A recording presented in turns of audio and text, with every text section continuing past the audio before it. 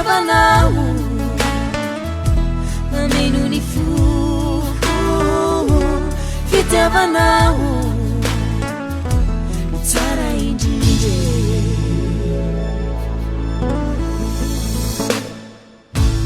tiako foana ianao hatrizay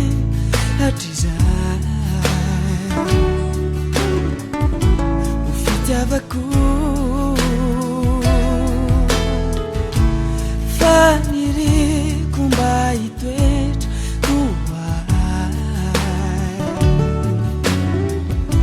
io anilako eo fanome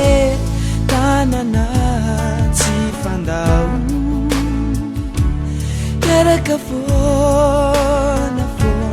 zaho sy anao fanome tanana tsy fandao keraka foana zaho sy anao fitiavanao mameno ny foko fitiavanao tsara indrindra fitiavanao mameno ny foko fitiavanao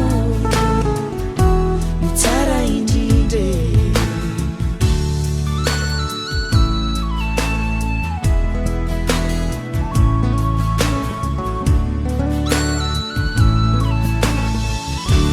tiako foana anao hatrizay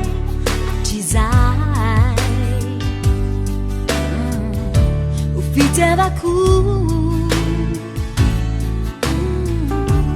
faniriko mba hitoetra toay io anilako fanome tanana tsy fandao ianaka foana zaho sy anao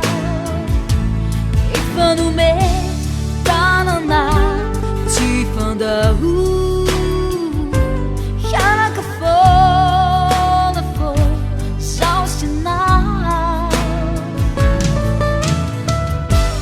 fitiavanao mameno ny foko fitiavanao tsara indrindra fitiavanao mameno ny foko fitiavanao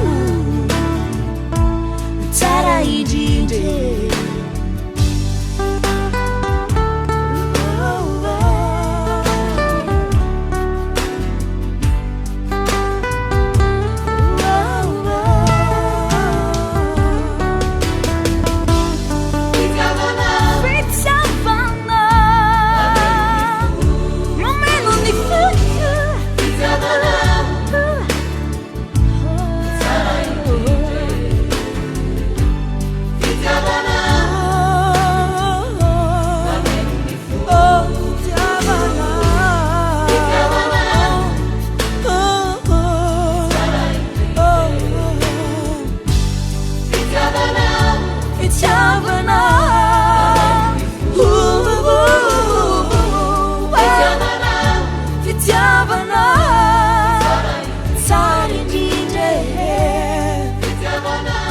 Fitiavana